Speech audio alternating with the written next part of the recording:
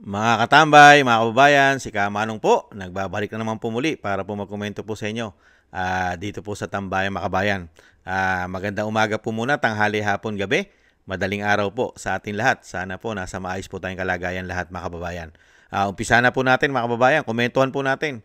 Ito pong pinalabas na interview.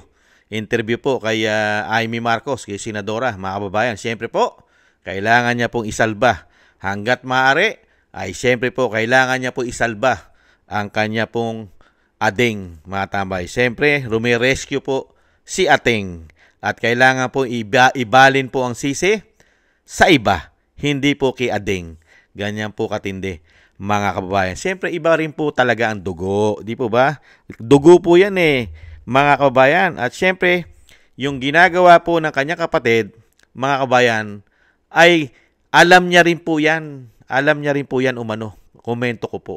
At siyempre po, yung mga ginawa pong grabing korupsyon sa ating bansa, mga kababayan, tapos meron ka isang kapatid na kinukonsente mo pa. Mga kababayan, ibig sabihin, talagang yung ginagawang korupsyon ng 3 taon, okay lang sa'yo. Pero ikaw, hanggang salita ka lang. Wala kang ginagawang aksyon. Ibig sabihin nito, komento ko, wala kang pagmamahal sa Pilipino at sa bayan. Hinahayaan mo magnakaw sila na magnakaw. Bakit? Kasama ka rin ba nagnanakaw umano? Nagtatanong na po si Kamanong. Pakinggan po natin ang todo to the rescue, ang ading mga tambay. At syempre, kumukuha po ng simpatsya sa mga Pilipino, mga kababayan. Ito po, si Senadora Amy Marcos. Bongbong Marcos, nalulungkot lang ako kasi 36 years namin inasam-asam ito, pinagtrabaho, pinagdasal. Masayang Mga tambay.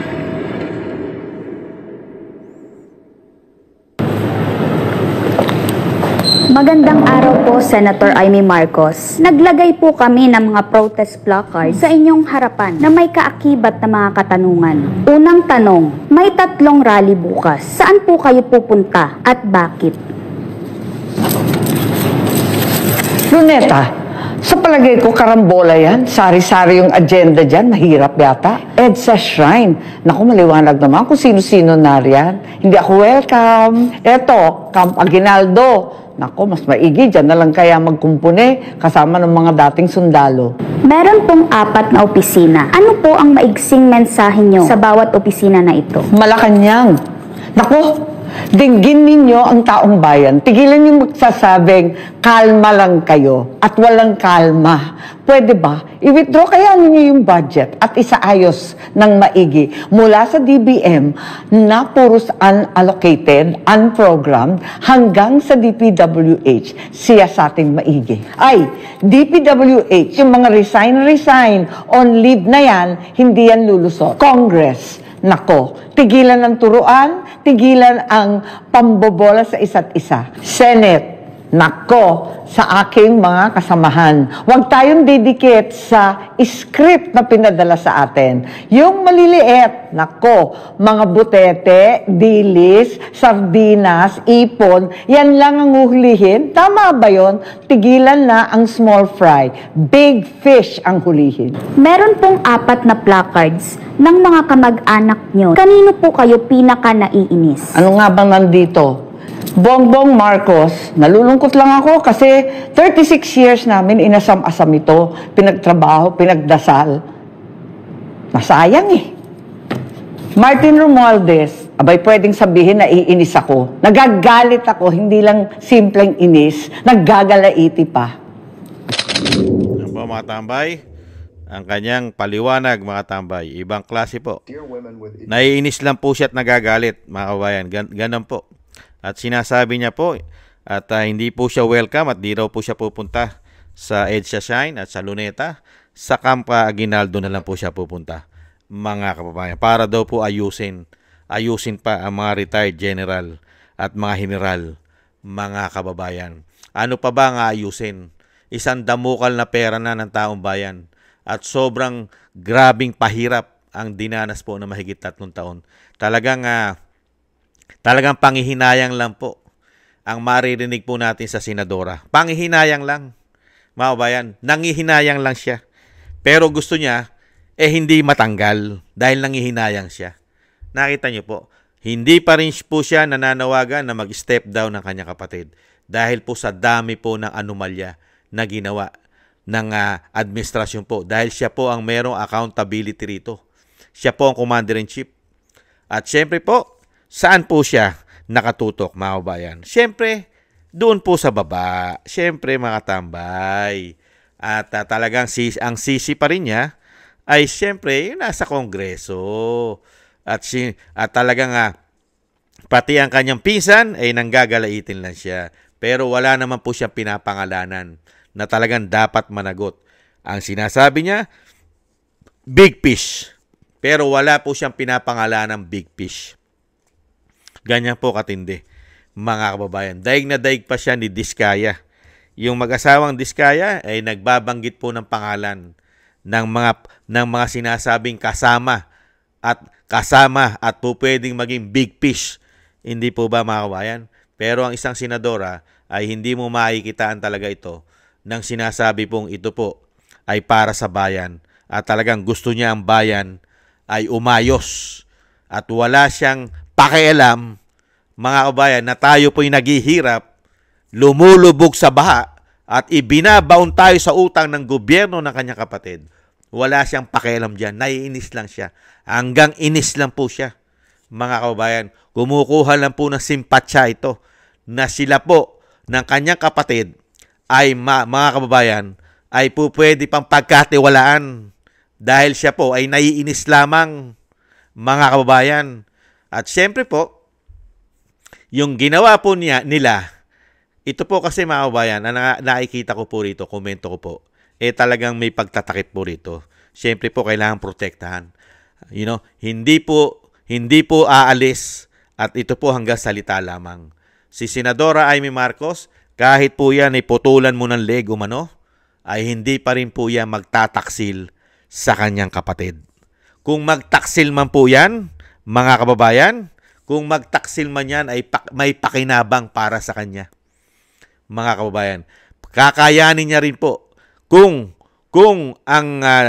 itong araw na ito, mga tambay, kung itong araw na ito ay magtatagumpay ang taong bayan na mag-step down ng kanyang kapatid, yan po, mga kababayan, ay isa rin po pwede niyang gawin sa nakikita ko. Pwede po, sanay naman po siya magbalimbing at manggamit umano para po sa pangsariling interes.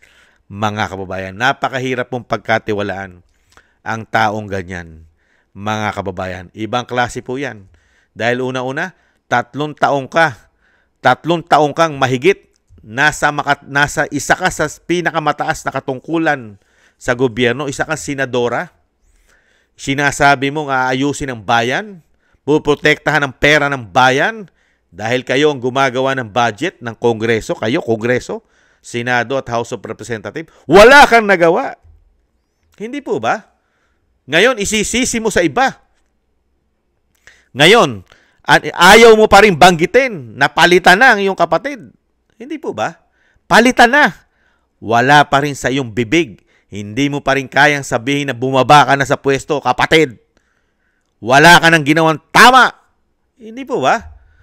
At syempre yung paghuhudas, yung ginawang paghuhudas at pagtataksil sa ating bayan, lalong-lalo sa isang dating Pangulong Duterte na pinatapon mo sa dahig, sa ICC, sa The Netherlands, wala ka malang say, okay lang sa'yo. Sanay na sanay ka lang magsalita at mangako at puro to scripted. Puro scripted ang binibigay sa atin itong senadora na ito. Dahil nanganganib na naman po kasi ang kanilang seguridad, ang kanilang political. Kaya kailangan niya po ito isalba at paniwalain ang taong bayan, mga kababayan, dito sa kanyang mga scripted na salita. Wala nang maniniwala sa iyo. Wala na. Dahil sanay na sanay ka lang magsalita. Wala ka rin namang gawa, Senadora Amy Marcos. Wala rin gawa yan eh. Puro salita at pambubudo lang ang binibigay niyan sa taong bayan. Meron po ba yan na nagawa? Na solusyon? Sa korupsyon? Nagsalita po ba yan para kontrahin unang taon pa lang ang pinagagawa ng pamumulitika? Ibinunyag man lang ba niya ang mga korupsyon? Wala po siyang nagawa, mga kababayan. Ngayon pong ang galit ng taong bayan ay nasagad na.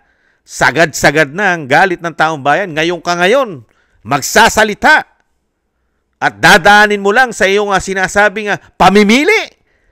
Pero ang pamimili mo ay protection pa rin ng iyong kapatid na nagbigay ng kahihiyan. Kahihiyan! Binaon sa utang ang Pilipino. Walang programa, walang malalaking big project na ipinakita sa Pilipino. Ang ipinakita ay malalaking korupsyon, malalaking mga hindi maipaliwanag na ghost project. Hindi po ba? At isang damukal na ipinakita at ibinigay sa taong bayan. Tubig! Tubig baha. Dinala sa ating bahay, sa loob pa ng ating bahay. Ganyan po katindi ang mga kahayupan ng mga demonyong politiko sa ating bansa. Pera lang natin ang pinaglingkuran. Hindi po ba, Senadora Amy Marcos? Ang pinaglingkuran lang na inyong kapatid, ang gobyerno nyo.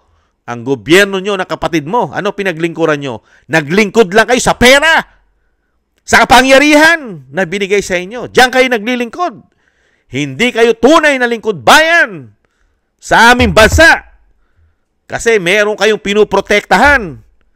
Hindi po ba?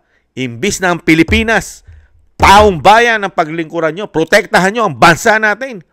Ipinamimigay nyo pa sa banyaga ang ating soberenya. Pinahihiya nyo pa. Nakakahiya kayo. Tapos sasabihin nyo, ang tagal nyo inintay. How many years nyo inintay ang pagkakataon na kayo makabalik sa pwesto? Kung talagang seryoso kayo nag-intay para maibangon ang inyong dangal, ang inyong lahi, ganyan ba ipakikita nyo sa tagal na naghintay kayo? Sunod-sunod, taon-taon, puro pera ang nakikita ng taong bayan, nawawala. Ganyan pala ang pinag-intay nyo. Dumalabas, nag-intay kayo ng matagal para makabawi kayo at magkamal na naman kayo ng isang damukal na pera, ginto, galing sa taong bayan umano. Hindi kaya? Kaya wag na po tayong magpaloko dito po sa isang kiateng na tinatawag ni Adeng. Wag na po tayo magpabudol dito mga tambay. Hindi po natin kailangan ang lahi ng mga ito. Ang lahi ng Marcos, ang lahi ng Romualdez, ang lahi ng Araneta, hindi po natin kailangan ang mga tao na yan para maglingkod sa ating bansa. Maglingkod man sila sa kanila lang pong probinsya. Okay lang po yun. Pero maglingkod ka sa buong bansa, hindi po natin kailangan. Komento ko po. Komento ko. Hindi naman masama magkomento. You know? Pero kung maglilingkod naman sila at sinasabing nasa bayan nila, sa probinsya nila, wala tayong magagawa dyan. Dahil kababayan niya yan. Sila ang maghahalal dyan. Di po ba? Pero kung sa buong bansa na pinag-uusapan, mga kababayan, kung tayo na mismo, hindi naman tayo taga Ilocos Norte, hindi natin siya tatangkilikin. Hindi po ba? At syempre mga kababayan, malabo na po makabalik sa politika yan. Pagka yan po ay bumaba at naibaba na o bumaba na. Bakit? Isang damukal po kakaharaping kaso eh. Makakatakbo po ba? Makakatakbo pa sa posisyon yan? Isang damukal po ang issue ng korupsyon. Pati po ang kanyang anak. Ang anak niya na congressman o representative ng Ilocos Norte ay meron din pong kakaharaping malaking issue ng flood control o mga proyekto, mga kababayan. Dahil sisilipin din po yan yung mga proyekto ni Sandro Marcos sa Ilocos Norte. Hindi po ba? Dahil parte rin yan ng pera at buwis ng taong bayan.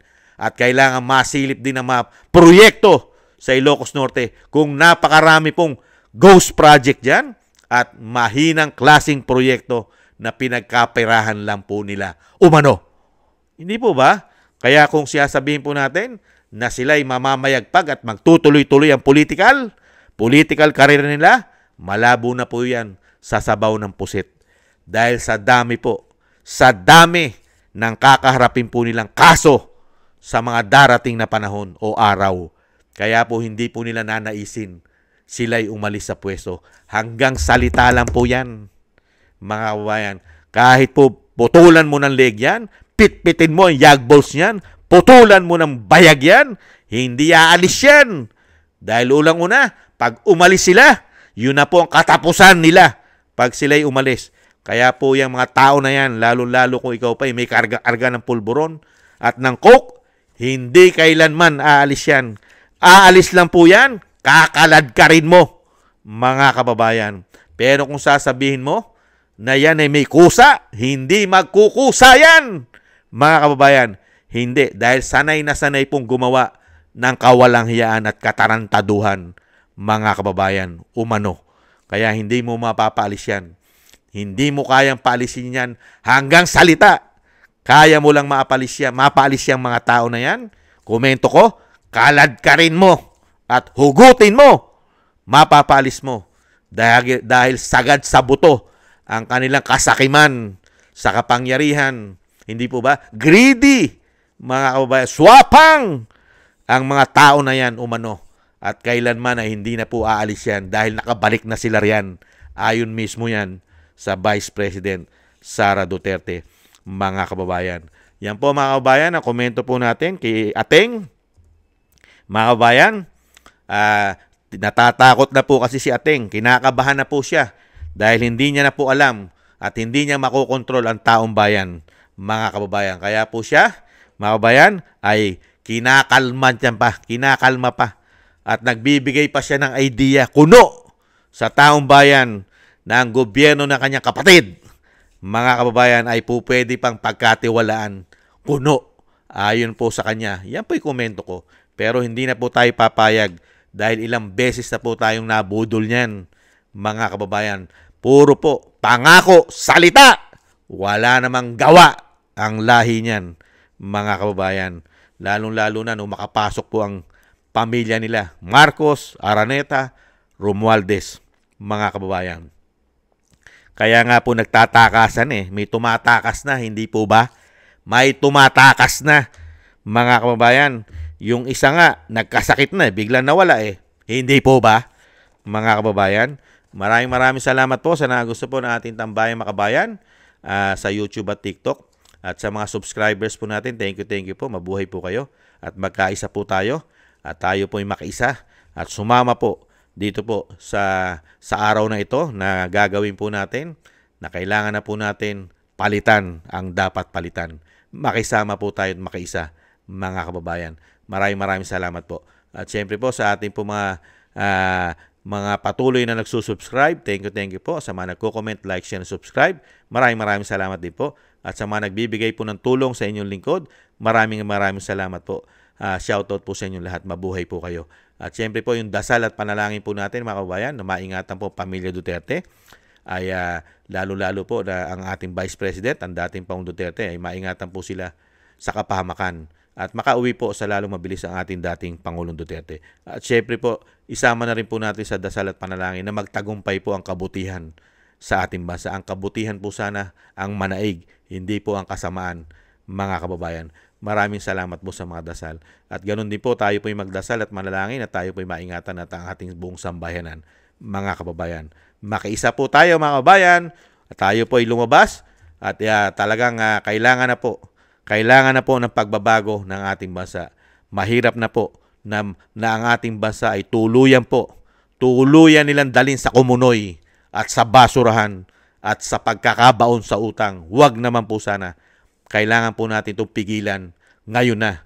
Hindi na po kailangan ng kailangan pa po na pagtagalin pa at tapusin pa umano ang kanyang termino. Huwag naman po sana, mga kababayan. Maraming salamat po. Thank you po. Paalam. Bye-bye. Ingat po.